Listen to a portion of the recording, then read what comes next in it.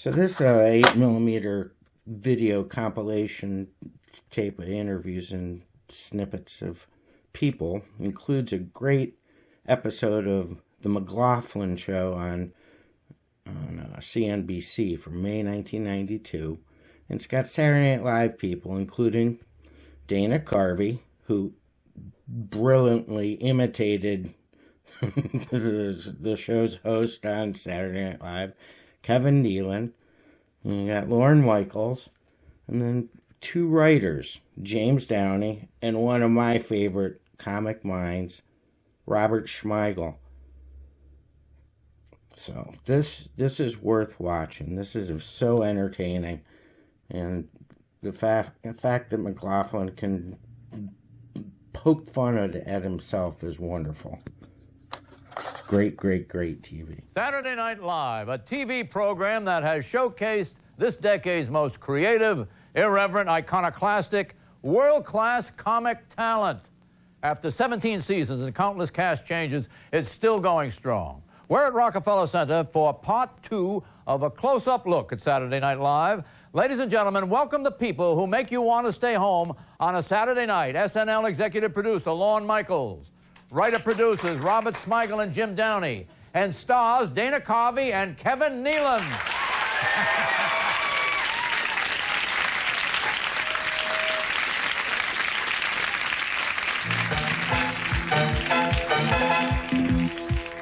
Direct from the NBC studios at 30 Rockefeller Center in New York City, this is a special edition of McLaughlin. And now your host, John McLaughlin.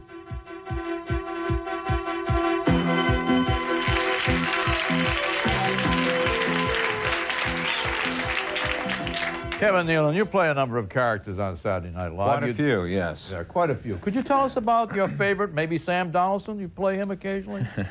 Well, actually, you know, I'm not really, that's not my forte to play characters or accents. I usually slip in and out of accents when I'm doing one, you know. What is your forte? I don't know. You want to take a break and think about it, or? I like playing myself, kind of a smart guy, you know, kind of a subtle, leading man, dry. Available for movies. Available for movies. Yeah, I did play Sam Donald. The characters I do play, though, I play them because I look the most like them physically, you know. And unfortunately, I look like Sam Donald. Arnold Schwarzenegger? Exactly what I was talking about, looking like them. That's a good example. No, you know, like Sam Donaldson, it's like Phil has the head of Clinton. You know, so he plays Clinton. And the accent, too. Do the I have a Musburger Sam eyes. head. And, you know, he looks like a puppet, so... When you talk like this, John, it seems to come out like Sam Donaldson. Live! Pretty good. Not really. You also play that... Oh, it is too. It's very good. Now, you push the envelope pretty far, so to speak. Does censorship ever intrude? Is there any standards and practices... intervention in any of the comic material that you draft for Saturday Night Live? Do you get the blue pencil treatment at all? I ask you, Jim. I don't think it occasionally there are a few odd words that they'd like us not to use. But I don't think it really crimps our style, you know. You've never felt crowded, have you, Lorne? No. There have been times in the past, more when we first came back in '85, there was a lot of struggles to redefine the show and to bring it back into more what we're doing now. Generally, standards has the better the network is doing in prime time, the tougher the standards are in late night. As the network begins to fall apart, we're pretty much left alone. You have a question? Yes, Mr. Michaels, I was wondering why you went from 5 or 6 cast members to about 15, 16, 17. What was the reasoning behind that? Just fear of being abandoned. You know. Question? 3 questions. Go ahead. Did anyone ever take any personal umbrage at any skits you had? Not like a group, but like John doesn't take any personal insult, but did anyone ever? I didn't say that. Thought. There have been lots of people who have been upset. When we did a Claudine Longet invitational ski tournament in the first year, there was a lot of... Tell us about that. We had, well, what happened was we were in the building. It was on a Friday, and the news came in that Spider Savage had been shot 5 times accidentally. And so we figured the first 2 or 3 were perhaps accidentally, but after 4 and 5 are tough to justify. So what Chevy and Michael O'Donoghue got footage of skiers and then added gunshots just before the skiers fell.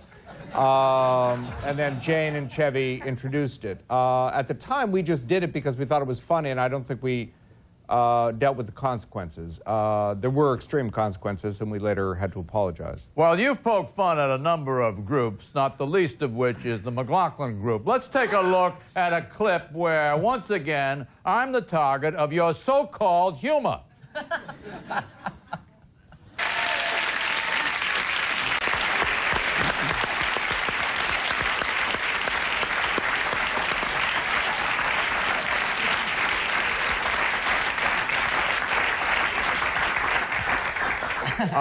Pat Buchanan was doing his return on that particular sketch, which took place a couple of weeks ago. He came back, and as the sketch developed, he got insulted by me, and he walked off the set. Now, that was within the sketch, of course. Now, the question is, it was said about Lenny Bruce that comics are radical conservatives. I'm reminded of this because Pat Buchanan is a conservative. You know what I'm talking about, Lorne? Yes. What does that mean, comics are radical conservatives? I think that they don't like when people disturb the existing order, at least the order as they see it existing.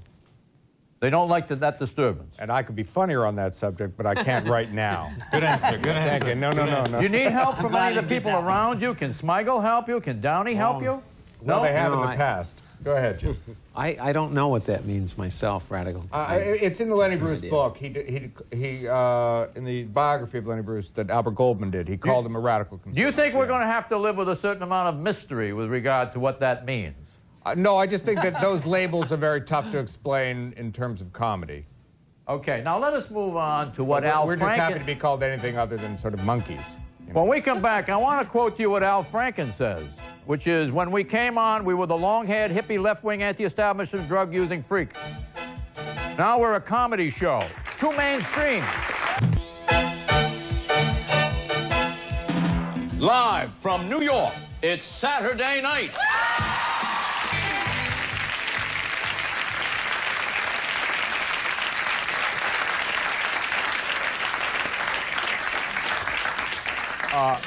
Lorne, Al Franken has been with you since what, the beginning? Since the beginning, yes. Since the beginning? Yep. He plays Dr. Stuart Smalley. Yes. Right? Very funny. Very. Al's politics are leftish politics, would you say? Well, if you consider the Democratic Party leftish, yeah. You know. Too leftish. to get the White House, but that's changed. That remains to be seen. Yeah. But oddly enough, despite his politics, he plays Dr. Stuart Smalley, and Stuart Smalley is kind of a lampoon or a burlesque of a kind of a left cultural type. Am I right? Well, it's 12-step therapy people. I mean, people who are, involved in various self-help He makes fun of it, and it's kind of generally associated with the left. What I'm getting at is that despite his politics, he can make fun of his own. Oh, but the show has, what he was referring to, I think, is probably 17 years ago when he came to the show. But even at the beginning, one of the first things that we did before the show went on the air was Michael O'Donoghue wrote a piece called Graffiti Wallpaper of the 60s, in which Jerry Rubin was advertising graffiti wallpaper of the 60s, which even then, in 1975, was about 60s radicals coming more into commercialization and the mainstream. But when you started out, Saturday Night Live was biting satire. You satirized Watergate. Then Steve Martin did the show the next season. Am I right? Yes. And then you began to drift into character types like Carvey, who can mimic almost anybody. I mean, he can mimic Johnny Carson. Am I right? Brilliantly. My favorite thing to do, pretty much, I think. That's another Robert Smigel collaboration. Johnny Carson, sort of a It's a little weird. So you ask me the question, I'm supposed to, and then I answer. You can even mimic Dan Quayle, can't you?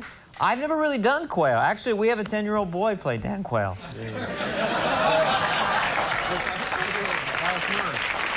That was Jim Downey's idea. Anyway, I guess the point is that the show has lost some of its satirical edge, and you are kind of enwombing the creatures that you satirize. Either that or we weren't so satiric at the beginning. You want to put it? Yes, this is for Dana and Kevin. On camera, you seem so social, obnoxious, and outgoing. I was wondering how that is compared to your off-camera life. I like the sandwich part of that, but the middle. So, yes? How is that compared to how you are off-camera? Well, I'd like to ask you that question. Do you think you can cope with that? I'm ready. Can we give you an example of what we're like off-camera? Sure. Please. I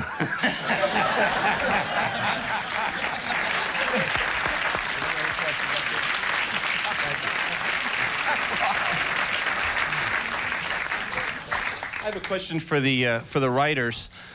You come up with an idea in the beginning of the week, and then it ends up as a skit. What exactly happens? Do you sit in a think tank and all collaborate, or how does it really work? Isolation. Lorne. Or Jim. Jim would be better to. Well, I think Robert and I probably do it pretty much the same way. We perform the idea and improvise it, and then the writing is really writing down things that we came up with on our feet, right? Essentially, yeah. Crapping it out, we call it. You want to make it clear too that despite the appearance of dissipation, actually your group is extremely highly disciplined. It's run like a monastery. You can't leave the building practically. Am I right or wrong? Well, I think we spend a lot of hours there, but we're not the most focused, disciplined group. It's the show is more about self-sacrifice than it is about good work habits. We just sort of give up our lives during the week of a show. But there is something about Saturday where you feel if you leave the building, you're not going to get back in for some reason, and you. True. Hey, how you doing? This question's to Dana Carney. Let me ask you a question. I might have got the name mixed up. Is there going to be a Wayne's World 2 for the people or what? I don't know. I don't know at this time. Lorne's the producer. You want to answer that one? I would expect there would be, yeah. Looking forward to it. Thank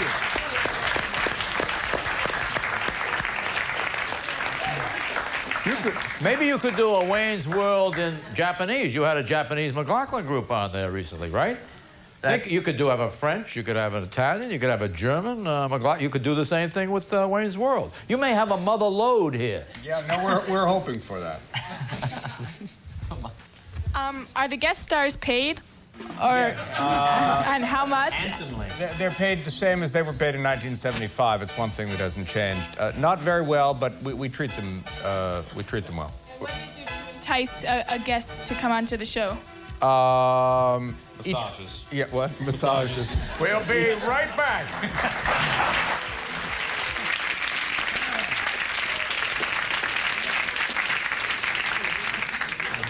That character is played by Rob Schneider, one of your writers. He's basically a writer, isn't he? Writer-performer. Writer-performer. One of those 15 people you mentioned. What? One of those 15 people you mentioned earlier. Right. You actually have 360 people working. Yep, exactly. 360 people. And I think that is now the record for a television show. Must be. Yeah. What's your budget? Budget now is about $400,000 an episode. Only 400,000? I'm lying. You're lying by a factor of 2. Possibly. Or 3. Possibly, but I don't think we have to go public with what the budget of the show is. I would say $1 million a show. Possibly. Possibly? You're warmer. We're getting warm. Where were we? Okay. Would you describe the character of that copy boy that is... The Xerox man. The Xerox man. What is he supposed to be? He's just, that's something Rob was doing around the office. It's actually, the original thing started as, it's someone who actually used to work in the building, someone who just comes up to everyone and stands there and tries to have a conversation with you and doesn't leave for the longest time. It's just, you know, it's there's one in every office, someone who's your friend. Who doesn't know how to be alone. Right. Yeah. It was actually based on an idea Jim had based on this guy called the Lurker. And it came to life as you saw it. It's quite effective.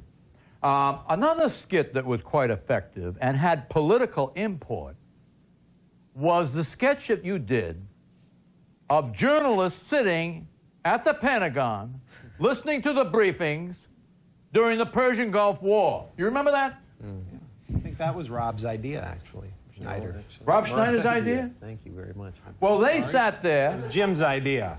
But it was Jim's idea. I had a little part of that, too. All right, now... I wrote something like that in high school. Sorry. Sorry. Was it your idea, too? No, I think... Well, okay, got to take the credit for it. That doesn't matter. He's very giving. That's probably not of great concern. Let's say it's essentially your idea, Jim, and it was embroidered in an inferior fashion by Nealon and Carvey. I had nothing to do with it. Okay, here's the point I'm getting at. You made those journalists look like jerks. They didn't ask any questions. They seemed to be at sea with regard to the details of the Persian Gulf War. And it was a lifeline to the administration, in fact. Did you know that? Well, I know that I'm actually kind of glad to be able to address that, because a lot of people interpreted it as a kind of a kiss-ass pro-Bush position on it. And in fact, it was just about what made me laugh about the idea was reporters doing their job, asking questions that they know won't be answered, and the Pentagon spokesman answering them in the same way, and just the futility of that exercise. And that just, I watched a lot of those CNN briefings at the very beginning of the Gulf War, and it just made me laugh. I never intended that it be interpreted as an attack on the press for... well, you'd know that it made fun of the press, and you know that the press noted that. In fact, we can get into this in just a moment, but I want to make sure the point is made here that the press accepted too much of what the Pentagon had to say, unquestioningly. And the rules and regulations that the Pentagon laid down for the coverage of the Persian Gulf War... I don't think the press accepted it they complained from beginning to end that they weren't allowed to get. They rolled over and played dead. Yeah, that's pretty clear now. There's another thing, not that they rolled over and played dead, that they were lied to. Yeah, but also at the time, we had, we were at war and there were American troops stationed there. So the questions which were, one of the questions is, where are our men? What are their positions? The kinds of questions which can be asked, which in fact were potentially dangerous to at that point our cause. Well, you know that the political content of Saturday Night Live and the political content of Jay Leno and Johnny Carson and David Letterman, that political content is very carefully watched at the White House and on Capitol Hill. In fact, there's something called the hot sheet. And the hot sheet contains a lot of the gags that you guys use and that are done on those other shows. But we get our orders directly from General Electric, same as David and Jay, and they just tell us what they want done, and then we just carry it out. Good. Well, I'm glad you're putting first things first. Now, let's take a look at a clip from the feature film Wayne's World, a 2-hour movie spawned by the success of a Saturday Night Live skit.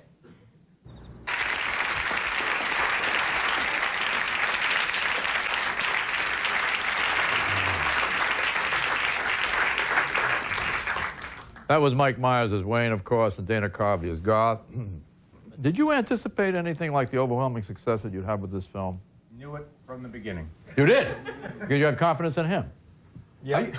Are you amazed at how your language has now moved into the culture? Party on, Dave. Let me just see you do swing, just for a second. Swing. Swing, come on. Issue 1, what does swing mean? I've seen it happen before, Anything you do on Saturday Night Live repeatedly seems to sneak into the public life. Do you think that makes life easier? Makes more exciting. What do you think, Bob? I think it's all great and that we're running out of time. Thank you for being our guest. Thank you, ladies and gentlemen.